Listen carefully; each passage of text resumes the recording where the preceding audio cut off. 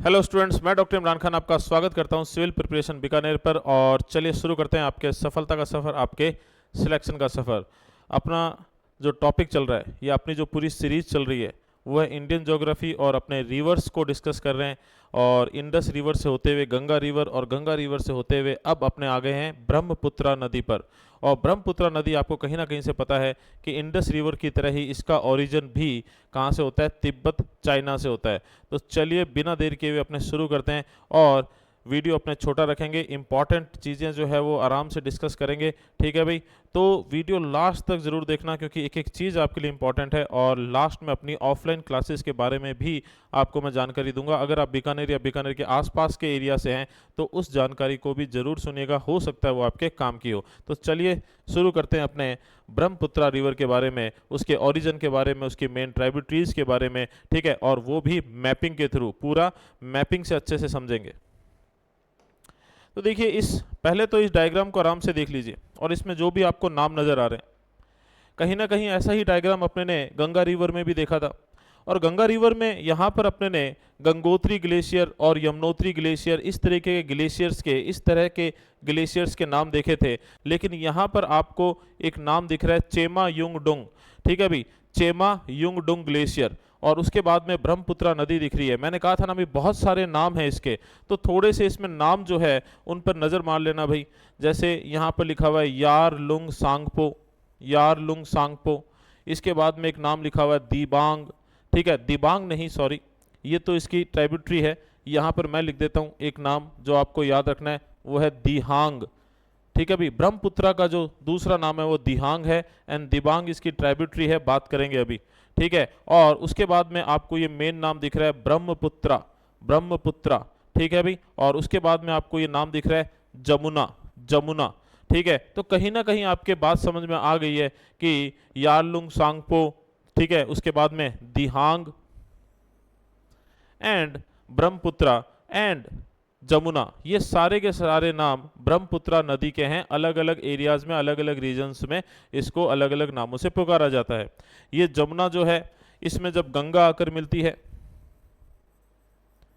भाई, गंगा इसके साथ मिल जाती है, आकर क्या मिलती है, ये जैसे ही गंगा जो है, जैसे ही गंगा जो है बांग्लादेश में प्रवेश करती है, गंगा का भी नाम बदल जाता है भाई। याद कीजिए, गंगा को वहाँ पद्मा कहा जाता है, ये डायग्राम में लिखा हुआ है, पद्मा कहा जाता है। और पद्मा और जमुना मिलकर मेघना रिवर का फॉर्मेशन करते हैं। ठीक है, और यहाँ बांग्लादेश में जाने से पहले गंगा में से हुगली नदी निकलती है, जो पश्चिम बंगाल में दक्षिण दिशा में जाती हुई बे ऑफ बंगाल या बंगाल की खाड़ी की तरफ जाती है। और इस तरीके से यहाँ पर ब्रह्मपुत्रा और गंगा मिलकर दुनिया के सबसे बड़े डेल्टा, कौन सा, सुंदरबन डेल्टा, सुंदरबन डेल्टा का फॉर्मेशन करती हैं।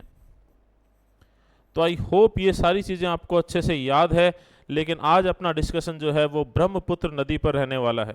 ठीक है, तो बहुत ही कम चीज़ें हैं डिस्कस करने वाली, लेकिन सारी की सारी इंपॉर्टेंट है। तो चलिए आगे बढ़ते हैं। पहले से ही मैंने डायग्राम बना रखा है ताकि जो है अपने कम टाइम के अंदर ज़्यादा से ज़्यादा चीज़ें कवर कर सकें।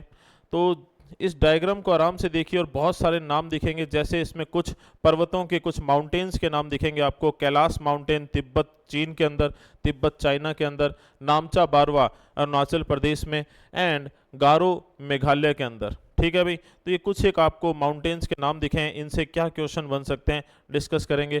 ठीक है, तो ओरिजिन इसका कैलाश के पास से हो रहा है। ठीक है, और उसके बाद में थोड़ा सा ध्यान दोगे, थोड़ा सा ध्यान दोगे तो ये एक तरीके से वेस्ट से ईस्ट की तरफ फ्लो करती है। लेकिन इसके बाद इसका जो फ्लो है, या इसका जो इसकी जो डायरेक्शन है वो चेंज हो जाती है। और यहाँ इंडिया में जब ये एंटर करती है तो अब इसकी डायरेक्शन कैसी हो जाएगी भी, इसकी डायरेक्शन कैसी हो जाएगी, साउथ वेस्ट की तरफ। कैसी हो जाएगी, साउथ वेस्ट की तरफ, नॉर्थ ईस्ट से साउथ वेस्ट की तरफ। ठीक है, तो थोड़ा सा डायरेक्शन पे भी ध्यान देना, डिस्कस करेंगे, चिंता मत करो। उसके बाद इंडिया में ये मेनली अरुणाचल प्रदेश और असम से, या अरुणाचल प्रदेश और असम से फ्लो करती है। मेघालय से इसका फ्लो नहीं है, मेघालय के पास से निकलती है। गारो हिल मेघालय में है लेकिन उसके जस्ट पास से निकलती है और ये चली जाती है कहाँ, बांग्लादेश में, और बांग्लादेश में इसे क्या कहते हैं, जमुना कहते हैं।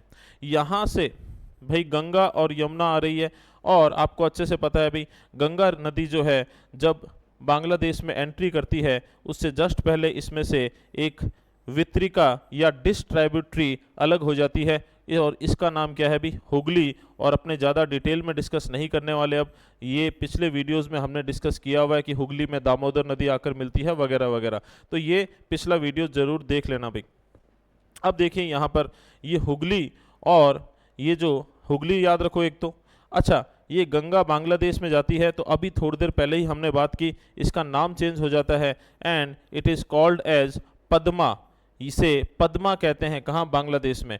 और ये दोनों नदियाँ, बड़ी नदियाँ आपस में मिलती है, देन बांग्लादेश में इन्हें मेघना कहते हैं। ठीक है भी, क्या कहते हैं, मेघना कहते हैं। अब मेघना, हुगली या गंगा और ब्रह्मपुत्रा और हुगली मिलकर दुनिया का सबसे बड़ा डेल्टा एरिया बनाएंगे यहाँ पर, ठीक है। और उस डेल्टा का नाम क्या है, सुंदरबन डेल्टा। कल बात की थी, पिछले वीडियो में बात की थी कि सुंदरी स्पीसीज है किसकी, मैग्रोव वेजिटेशन की, मैग्रोव वनस्पति की एक सुंदरी वृक्ष पाया जाता है, यहाँ पर बहुतायत में, अबंडेंस में पाया जाता है।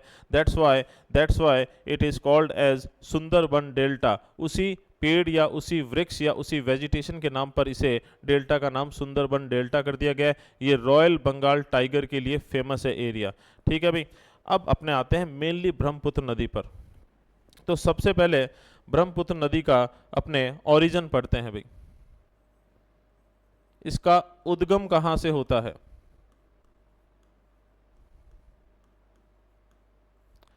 ठीक है, तो उद्गम कहां से हो रहा है, तो भाई सबसे पहले याद कर लो Tibet China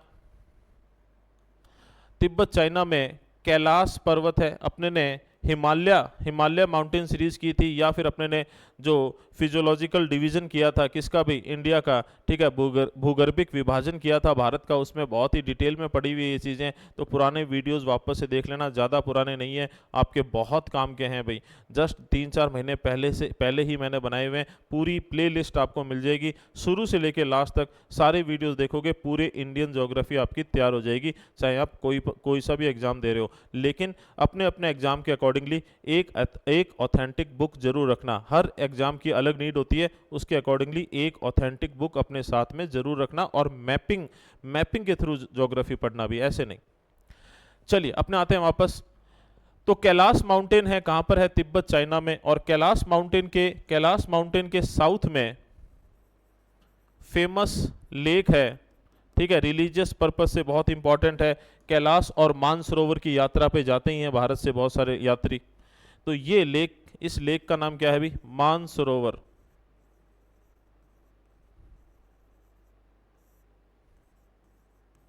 Mansarovar lake situated in the south of the Kailash mountain, Kailash पर्वत के दक्षिण में स्थित है। यहीं पर एक ग्लेशियर है, चेमा युंगडुंग।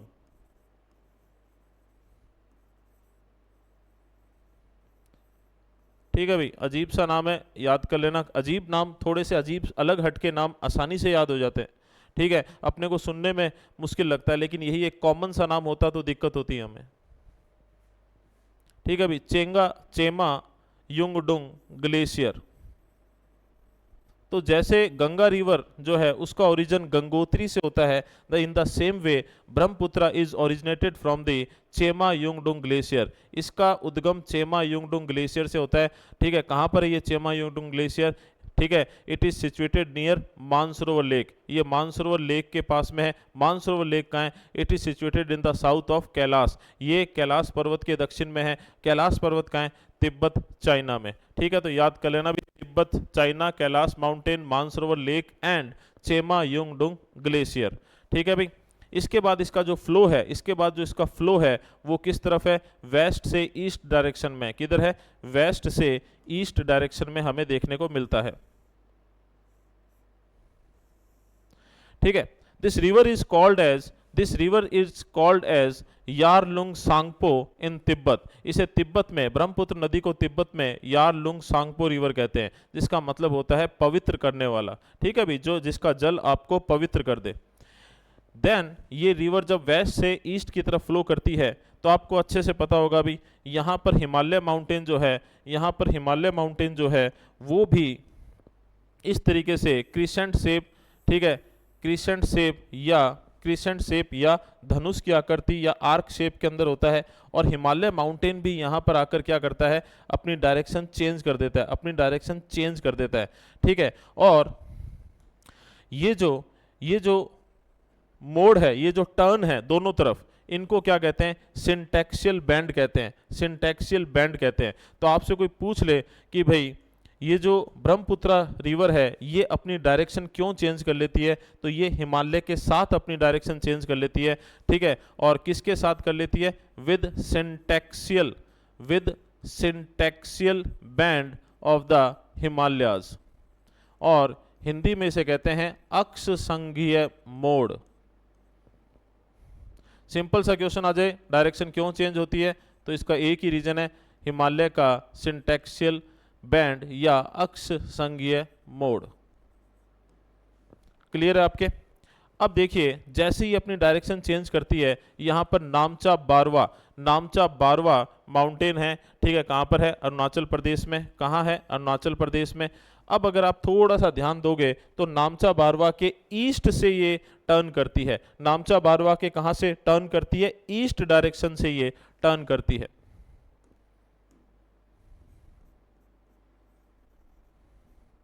इसके बाद ये इंडिया में एंट्री करती है और इंडिया में एक पास के थ्रू आती है। पास क्या होते हैं भी, आपको याद होगा, जो माउंटेन्स के बीच में ठीक है संकरे रास्ते होते हैं, narrow passages between the mountains are called as pass. Hindi में क्या कहते हैं इन्हें, हिंदी में इन्हें दर्रे कहा जाता है।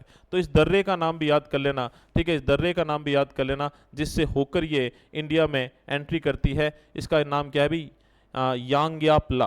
क्या नाम है, यांग्यापला। एक्चुअली वो नाम एक जैसे ना, यारलुंग, तो दिमाग में आ गया यारलुंग नहीं, यांग्यापला। पास का नाम क्या है, यांग्यापला।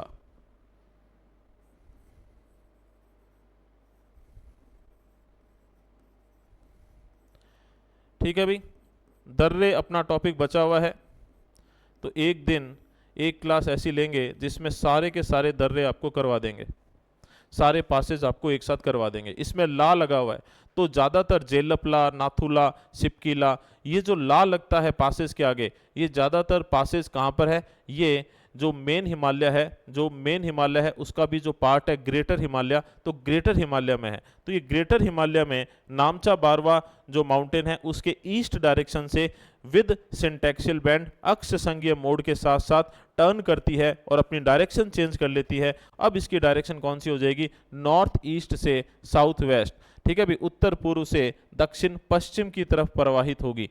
उसके बाद ये इंडिया में अरुणाचल प्रदेश में फ्लो करती है। अरुणाचल प्रदेश में इसका नाम क्या है, Dihang. In Arunachal Pradesh this river is called as दिहांग।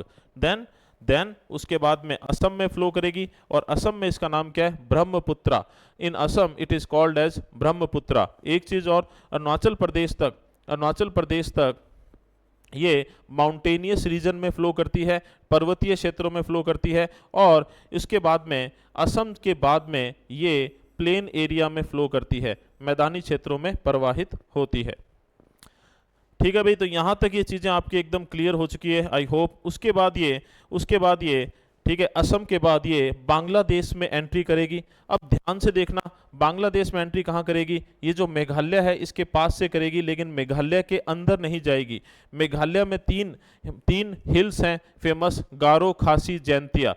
खासी पहाड़ी पर मौसिन राम जगह है, दुनिया में सबसे ज़्यादा रेनफॉल रिसीव करता है वो। दुनिया में सबसे ज़्यादा बारिश कहाँ होती है, मौसिन राम में। कहाँ पर है वो, खासी हिल पर। अपने ने याद किया था ना भी, ज़्यादा बारिश आएगी तो खांसी हो जाएगी, ठीक है, इस तरीके से याद कर लेते हैं। लेकिन यहाँ पर थोड़ा सा गौर करना, अगर नामचा बारवा माउंटेन के रिगार्डिंग देखोगे तो इसके ईस्ट से, इसके पूर्व से ये डायरेक्शन चेंज करती है। लेकिन गारो हिल को देखोगे तो गारो हिल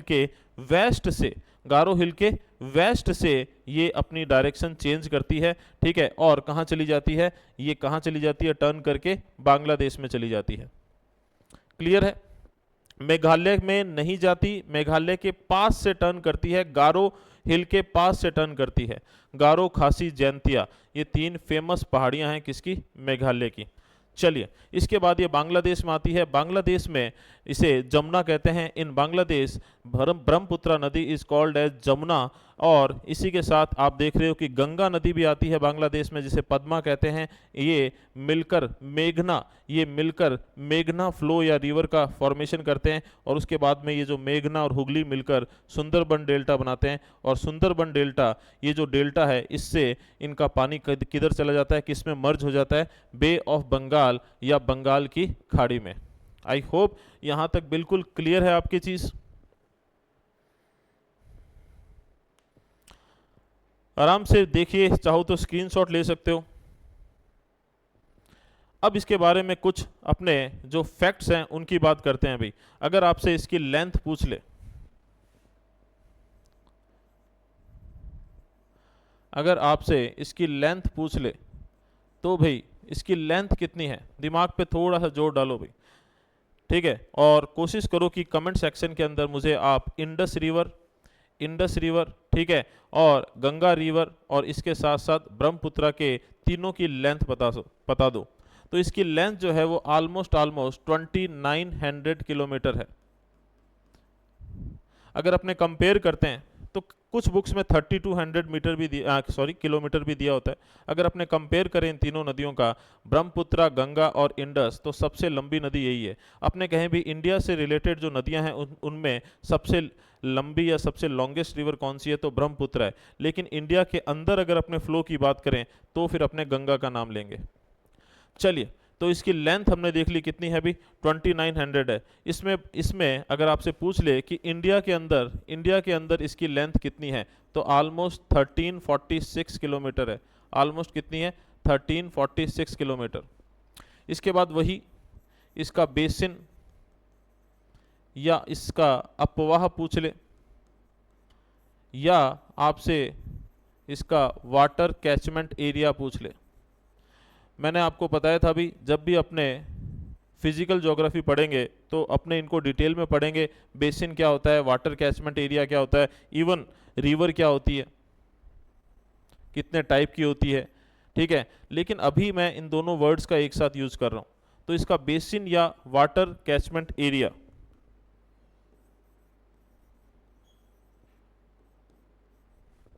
ठीक है भाई, थोड़ा सा दिमाग पे जोर डालो, और अगर आपको आता है तो कमेंट सेक्शन में आंसर जरूर करना भाई, ठीक है।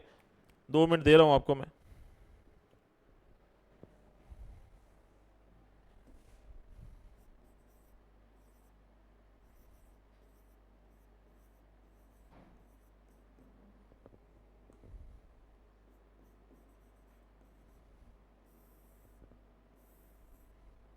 ठीक है भाई, कितना होता है, ऑलमोस्ट 5,80,080 या 5,80,000।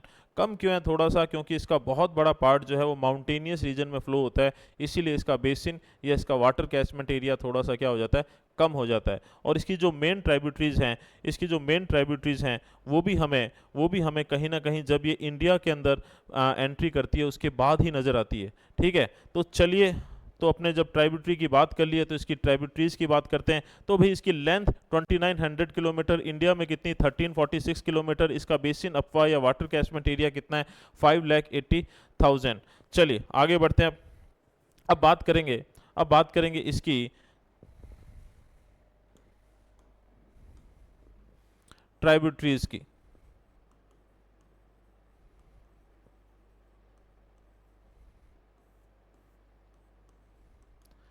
और हिंदी में कह देते हैं सहायक नदियां।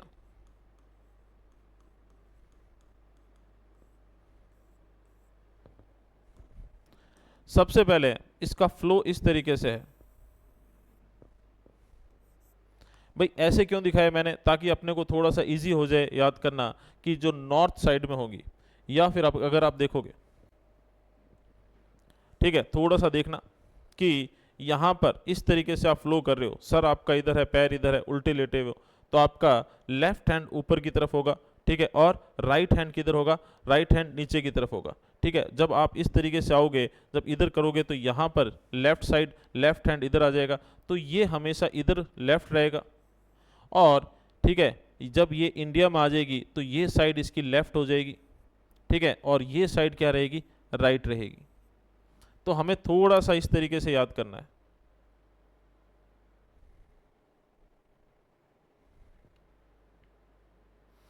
अब हमें केवल इंडिया की बात करनी है, इतने की। तो अब आप समझ लो कि मैंने ये जो पार्ट है ये उठाकर यहां रख दिया है, ठीक है। तो ये नीचे वाली साइड जो है वो हो जाएगी लेफ्ट या बाईं, और ये ऊपर वाली साइड जो है ये हो जाएगी राइट या दाईं।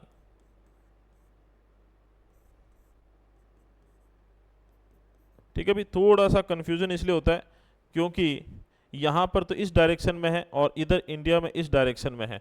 तो यहाँ इंडिया में जो है वो आप ऐसे समझना कि ईस्ट से वेस्ट की तरफ जा रही है, ईस्ट से वेस्ट की तरफ जा रही है। हमने इतना पार्ट उठाकर जो है वो यहाँ रख दिया।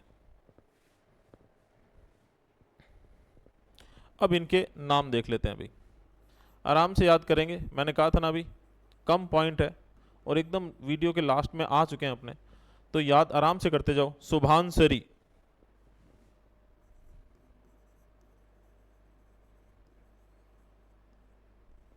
भरेली, राइट साइड से आकर इसमें मिलने वाली ट्राइब्यूटरीज, शुभांशरी, भरेली, तीस्ता, बहुत इंपॉर्टेंट रिवर है।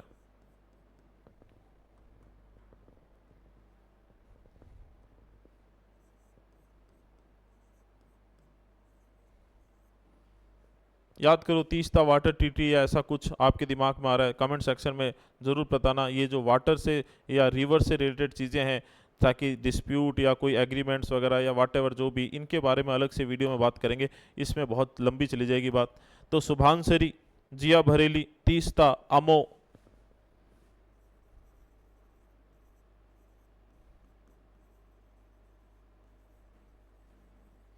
कामेंग, और आपके दिमाग में एक नाम आ जाएगा मानस, क्योंकि ये कहीं ना कहीं नेशनल पार्क या नेशनल पार्क या वाइल्ड लाइफ सेंचुरी से रिलेट करता है ये नाम।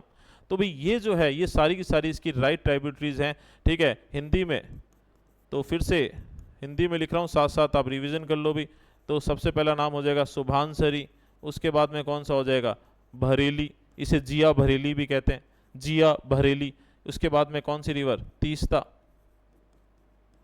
ठीक है। इसके बाद में अमो, देन कामेंग, एंड सबसे लास्ट में कौन सी, मानस। अब अपने आते हैं इसमें बाईं साइड या लेफ्ट साइड से आकर मिलने वाली ट्राइब्यूटरीज में। एक तो दिहांग नाम आया था, दिहांग, तो साथ में नाम लेते हैं दिबांग, दिहांग, ठीक है। दिहांग दिबांग, ये अपने एक नेशनल पार्क से या फिर अपने बायोस्फीयर रिजर्व से नाम रिलेट करता है, ठीक है। तो जब वो नाम अपने लेते हैं दिहांग दिबांग, तो दिहांग तो ब्रह्मपुत्रा नदी है, और दिबांग क्या है, दिबांग जो है वो इसकी ट्राइब्यूटरी है।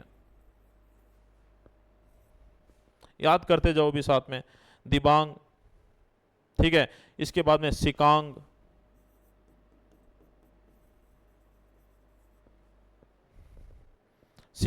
इसके बाद में लोहित,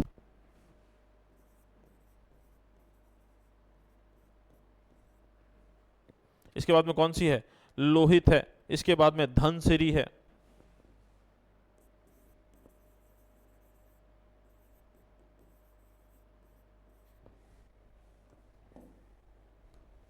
धनसिरी है। एक नाम और याद कर लेना अभी, कोपिली,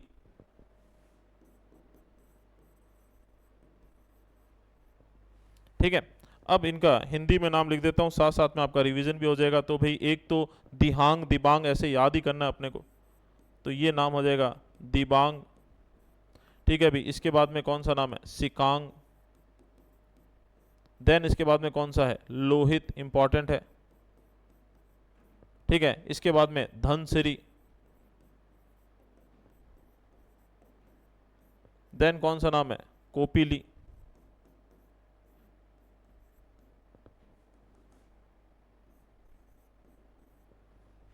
ठीक है भाई, आई होप ये चीज़ें आपके एकदम समझ में आ गई है। अब कुछ और बातें जो अपने को पता रखनी है, याद रखनी है भाई। जब ये इंडिया में आती है और कहाँ पर अरुणाचल प्रदेश में इसकी एंट्री होती है, तो तब ध्यान से सुनना। जब अरुणाचल प्रदेश में इसकी एंट्री होती है तो इसमें दो रिवर्स आकर मिलती है मेनली। तो ये आपको अच्छे से याद रखना है कि ये तो अरुणाचल प्रदेश में ही आके मिलती है। First is Dibang and second is Lohit. Second is Lohit.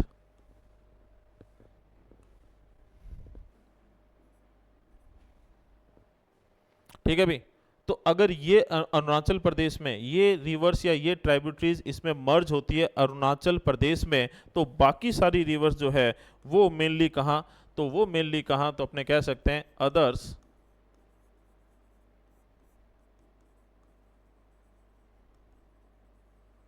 Mainly इन असम या असम। क्लियर है भाई, दिमाग में बिठाते जाओ भाई। और एक चीज और छोटी सी, ये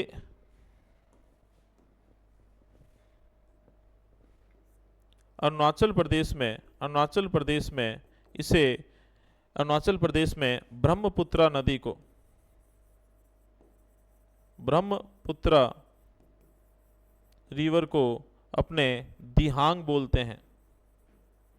ठीक है। और इसमें दो रिवर्स आकर मिलती है, अभी किया हमने। First one is Dibang and the second one is Lohit.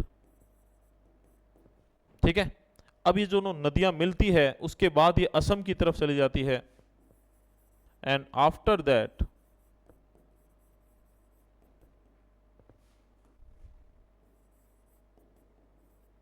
it is called as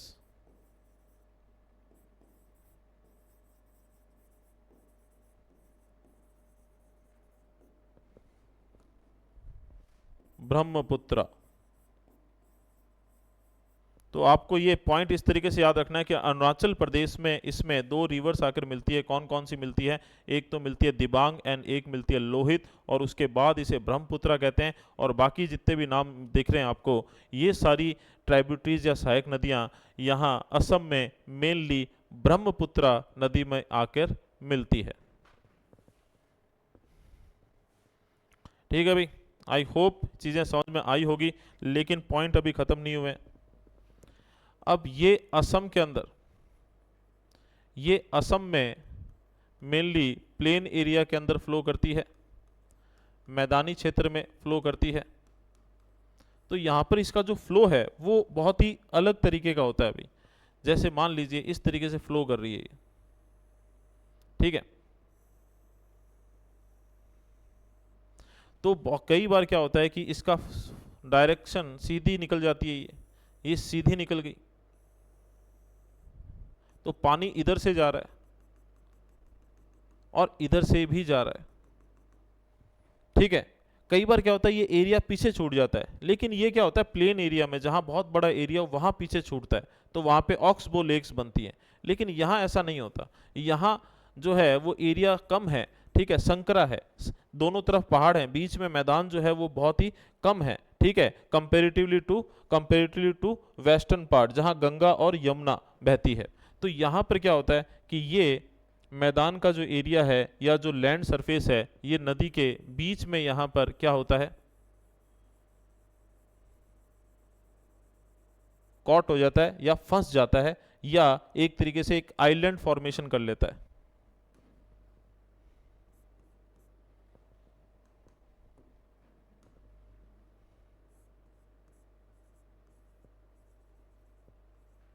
अब हिंदी में इस तरीके का जो फ्लो है उसे क्या कहते हैं भाई? हिंदी में कहते हैं गुम्फित जल प्रवाह। क्या कहते हैं? गुम्फित जल प्रवाह। इंग्लिश में क्या कहते हैं भाई?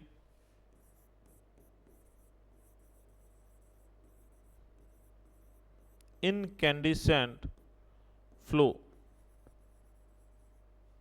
ठीक है भाई, हिंदी में क्या कहते हैं भाई इसे? ठीक है, इसे गुम्फित जल प्रवाह कहते हैं और इंग्लिश में इसे इनकैंडिसेंट वाटर फ्लो कहते हैं या वाटर वे कहते हैं। और इससे क्या होता है, इससे असम का जो मैदानी क्षेत्र है, असम की जो घाटी है, वैली है, वहां पर रिवराइन आइलैंड्स बनते हैं।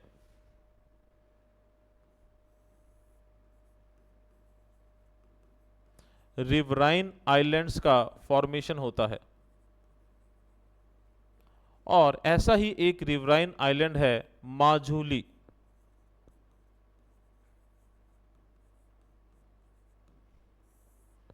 और माजुली के लिए एक लाइन आपको याद करनी पड़ेगी, वर्ल्ड्स लार्जेस्ट रिवराइन आइलैंड।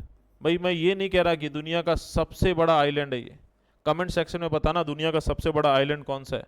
मैं तो ये कह रहा हूँ कि जो रिवर्स में आइलैंड्स पाए जाते हैं उनमें सबसे बड़ा है ये। और माजुली के बारे में और अपने को क्या याद रखना है, तो ये ब्रह्मपुत्रा रिवर में है। It is situated in the Brahmaputra river.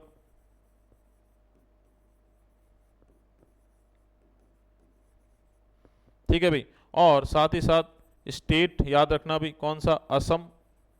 और असम में इसे डिस्ट्रिक्ट जो है, डिस्ट्रिक्ट डिक्लेयर किया हुआ है, जिला घोषित किया हुआ है।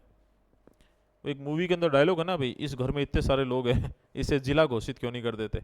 वैसे ही भाई माजुली के अंदर भी, माजुली में भी बहुत सारे लोग रहते होंगे तो उसको डिस्ट्रिक्ट ही घोषित कर दिया। चलो ये थोड़ी मजाक की बात, लेकिन ध्यान रखना भी कि आपको ऐसा एग्जाम्पल इंडिया में एक ही मिलेगा जिसमें पूरा का पूरा आइलैंड अपने आप में एक डिस्ट्रिक्ट है, जिला है। ठीक है, कोई आइलैंड किसी जिले में हो सकता है, लेकिन ये आइलैंड ही, ये जो द्वीप है, यही अपने आप में पूरा का पूरा डिस्ट्रिक्ट है, जिला है। और अभी रिसेंटली जो है न्यूज़ में आप पढ़ते रहते होंगे, ठीक है, ब्रह्मपुत्रा रिवर जो है उससे जो इरोजन एक्टिविटी है, ठीक है, उससे धीरे धीरे ये माजुली आइलैंड जो है वो क्या हो रहा है, अभी छोटा होता जा रहा है, या फिर इसको कंजर्व करने की जरूरत है और सरकार अपने लेवल पर प्रयास भी कर रही है। तो आप सर्च करना, ये टॉपिक्स आपको मिलेंगे, बहुत सारी न्यूज़ मिलेंगे, न्यूज़ आर्टिकल्स वगैरह मिलेंगे, तो पढ़ना जरूर अगर आप बड़े एग्जाम की तैयारी या किसी बड़े एग्जाम की तैयारी कर रहे हो तो आई होप ये चीज़ आपके थोड़ी सी समझ में आई होगी। इसको भी थोड़ा देखना कि गुम्फित जल प्रवाह क्या होता है, इनकैंडिसेंट वाटर फ्लो क्या होता है, ये अपने वापस से पढ़ेंगे, इसीलिए मैंने थोड़ा सा जल्दी से करवाया। ठीक है, कहाँ पढ़ेंगे, जब अपने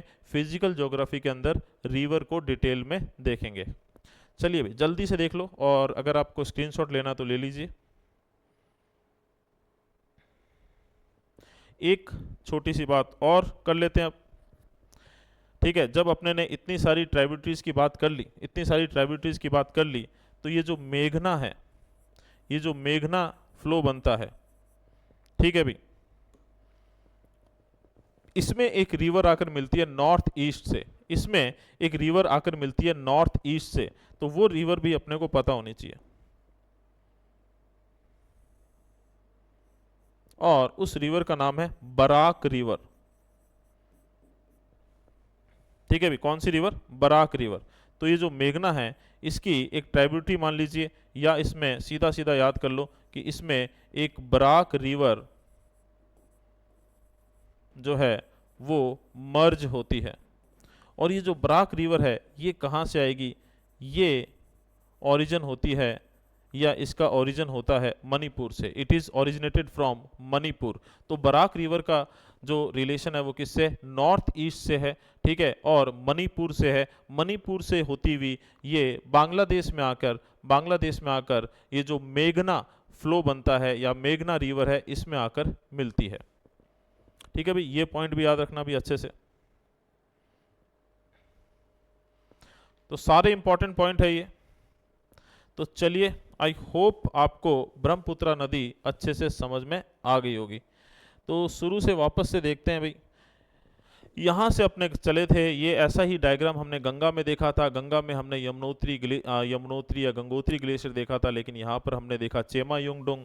ठीक है, उसके बाद उसके बाद हम आगे बढ़े, हमने इस डायग्राम से पूरी नदी को अच्छे से समझा, इसका जो ओरिजिन है, ठीक है, वो किससे होता है भी, कैलाश माउंटेन। कैलाश कहाँ, तिब्बत, तिब्बत चाइना में कैलाश माउंटेन, उसके साउथ में क्या है, मानसरोवर लेक है, उसके पास में चेमा युंगडोंग ग्लेशियर है, ठीक है, इस चेमा युंगडोंग ग्लेशियर से इसका ओरिजिन होता है। इसके बाद वेस्ट से ईस्ट में फ्लो करती है, ठीक है, तिब्बत में इसे यारलुंग सांगपो कहते हैं, जिसका जल पवित्र कर दे। उसके बाद में हिमालय के अक्ष संघीय मोड़ या सिंटैक्सियल बैंड के साथ ये अपनी डायरेक्शन चेंज कर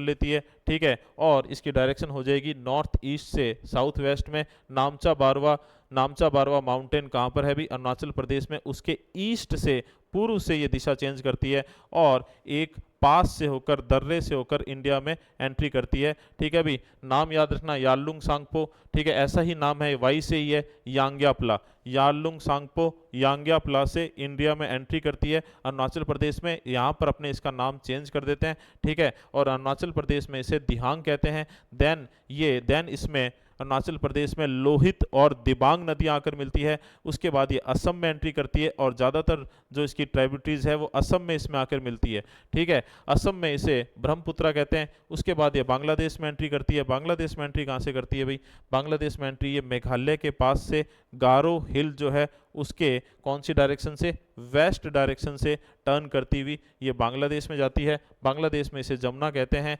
ठीक है, इधर से गंगा आ रही है, गंगा को बांग्लादेश में पद्मा कहते हैं, पद्मा और जमुना मिलकर मेघना बनाती है। और उसके बाद में इसकी जो एंड पॉइंट है या इसका जो रिवर का माउथ है भाई, ये ध्यान रखना, जो एंडिंग होती है रिवर की, जो एंडिंग होती है उसे अपने रिवर माउथ कहते हैं, जहां वो समुद्र में खुलती है। तो बे ऑफ बंगाल या बंगाल की खाड़ी में खुलती है भाई ये, ठीक है, वो भी लिख देते हैं भाई।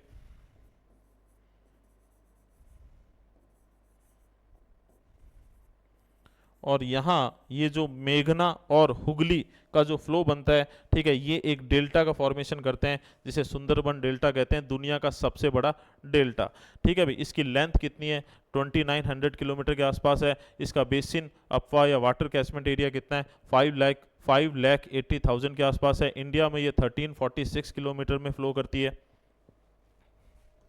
इसके बाद में याद रखना भी, इसकी राइट ट्राइब्यूटरीज सुभानसिरी, बरेली, तीस्ता, अमो, कामेंग, मनास। इसकी लेफ्ट ट्राइब्यूटरीज दिबांग, सिकांग, लोहित, धनसिरी, कोपिली, ठीक है। और अरुणाचल प्रदेश में इसमें दिहांग और लोहित आती है। उसके बाद ये असम में जाती है, मैदानी क्षेत्र में जाती है, ठीक है, और ब्रह्मपुत्रा कहलाती है। वहीं पर मेनली ये बाकी की सारी ट्राइब्यूटरीज इसमें आकर मिलती है।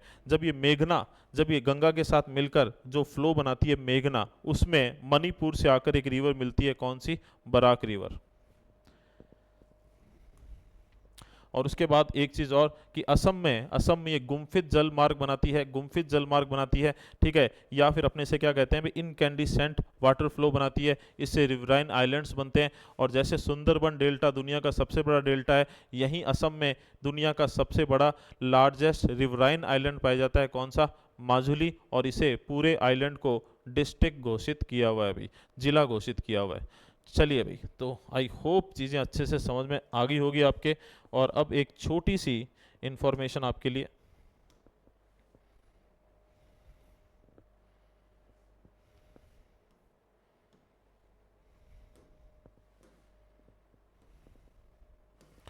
भाई मेरी कोशिश है कि बीकानेर को अपने एक यूपीएससी के हब के रूप में चेंज करें, ठीक है।